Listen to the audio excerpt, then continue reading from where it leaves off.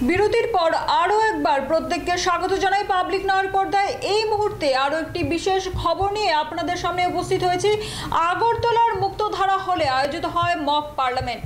1975 সালের জরুরিকালীন ভয়াবহতার কালো দিনের বিরুদ্ধে প্রতিবাদ জানাতে বিশেষ উদ্যোগ নিয়েছে বিজেপি মহিলা মোর্চা। এই উপলক্ষে আগরতলার মুক্তধারা হলে আয়োজিত হয় মক পার্লামেন্ট।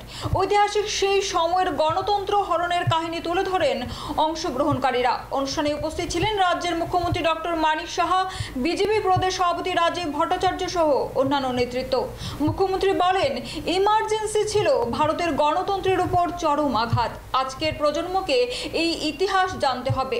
এই মক পার্লামেন্টের মাধ্যমে শিক্ষণীয় বার্তা দিতে চেয়েছেন বিজেপি মহিলা মোর্চা। কিভাবে একসময় দেশে মৌলিক অধিকার কেড়ে নেওয়া হয়েছিল এবং কিভাবে আজ গণতন্ত্রের সুরক্ষায় প্রত্যেককে সচেতন থাকা জরুরি।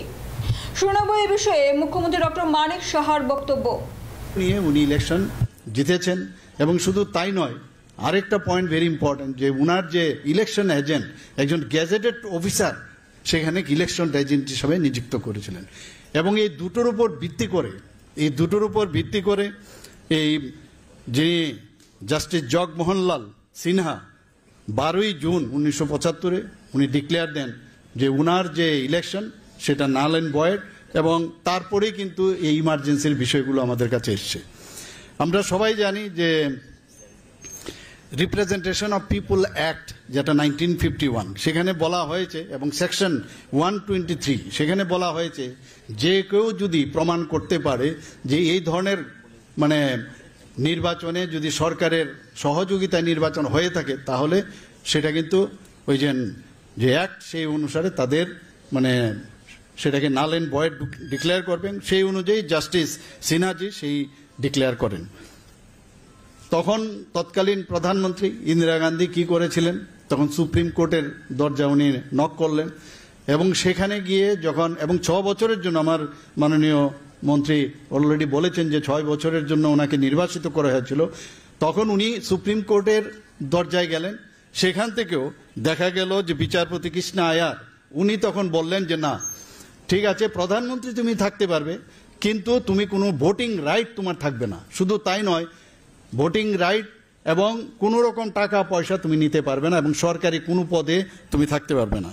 তো সেই অবস্থার মধ্যে তখনই আমরা সবাই জানি, তৎকালীন সময়ে পশ্চিমবাংলার যে মুখ্যমন্ত্রী ছিল, আমরা সবাই জানি যে সিদ্ধার্থ শঙ্কর রায়, উনাকে উনি ডেকে পাঠালেন, এবং উনি নাম করা একজন ব্যারিস্টার ছিলেন, ওনার সাথে পরামর্শ করলেন, এবং রাষ্ট্রপতি ফকিরউদ্দিন আহমেদকে উনি প্রেসার করে সেই দিন 25শে জুন 1975 প্রেসার করে ডিক্লেয়ার করালেন যে ইমার্জেন্সি, এই কালো দিন, যেটাকে আমরা সংবিধান হত্যা দিবস হিসাবে আমরা পালন করি। 50 বছর আমাদের পূর্ণ হলো, যে এই 50 বছর, কিন্তু 50 বছরের অনেকে হয়তো জন্মই হয়নি। তো সেই কারণেই আজকের যে মেইন উদ্দেশ্য এই মক পার্লামেন্ট, সেটার মেইন উদ্দেশ্য হচ্ছে যারা আগামী দিনের প্রজন্ম, যারা আগামী দিন হয়তো রাজনীতিতে আসবেন বা রাজনীতি নিয়ে চর্চা করবেন, সেই বিষয়গুলো তাদেরকে জানানো এবং তার বিষয়ে আলোচনা, তবে অনেক বেশি জ্ঞান বৃদ্ধি হবে, এবং মানুষের কাছেও জানাতে পারবেন সংবিধানের যে রক্ষা কবচ, যেটা আমার মাননীয় মন্ত্রী বললেন যে ডক্টর B.R. আম্বেদকর, যে উনার নেতৃত্বে যে রক্ষা কবচ তৈরি হয়েছিল, তার উপর যে কুঠারাঘাত করেছেন, সেইগুলো আমাদের জানা দরকার। আমার মনে আছে সেই 1975 সেটাও কাকতলীয় 1975 আমি এলাহাবাদে আসছিলাম মধ্যপ্রদেশ থেকে, একদম পূর্ণ যুবক আমি তখন। সেখানে এলাহাবাদে 3 দিন আমি আটকিয়েছিলাম।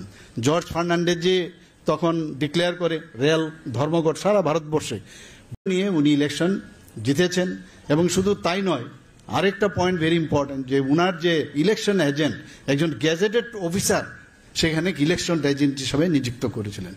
এবং এই দুটোর উপর ভিত্তি করে এই যে জাস্টিস জগমোহনলাল সিনহা 12ই জুন 1975 উনি ডিক্লেয়ার দেন যে উনার যে ইলেকশন সেটা নাল অ্যান্ড ভয়েড, এবং তারপরেই কিন্তু এই ইমার্জেন্সির বিষয়গুলো আমাদের কাছে এসছে।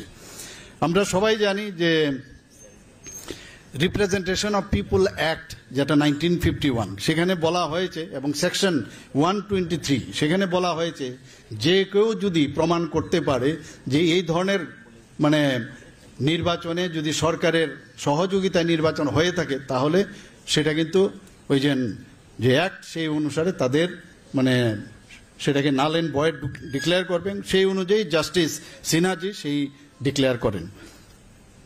তখন তৎকালীন প্রধানমন্ত্রী ইন্দিরা গান্ধী কি করেছিলেন, তখন সুপ্রিম কোর্টের দরজা উনি নক করলেন এবং সেখানে গিয়ে যখন এবং 6 বছরের জন্য আমার মাননীয় মন্ত্রী অলরেডি বলেছেন যে 6 বছরের জন্য ওনাকে নির্বাচিত করা হয়েছিল, তখন উনি সুপ্রিম কোর্টের দরজায় গেলেন।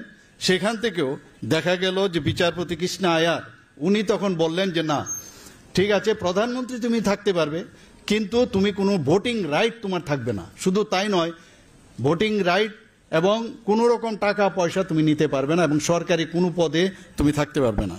তো সেই অবস্থার মধ্যে তখনই আমরা সবাই জানি তৎকালীন সময়ে পশ্চিমবাংলার যে মুখ্যমন্ত্রী ছিল আমরা সবাই জানি যে সিদ্ধার্থ শঙ্কর রায়, উনাকে উনি ডেকে পাঠালেন এবং উনি নাম করা একজন ব্যারিস্টার ছিলেন, উনার সাথে পরামর্শ করলেন এবং রাষ্ট্রপতি ফকিরউদ্দিন আহমেদকে উনি প্রেসার করে সেই দিন 25শে জুন 1975 প্রেসার।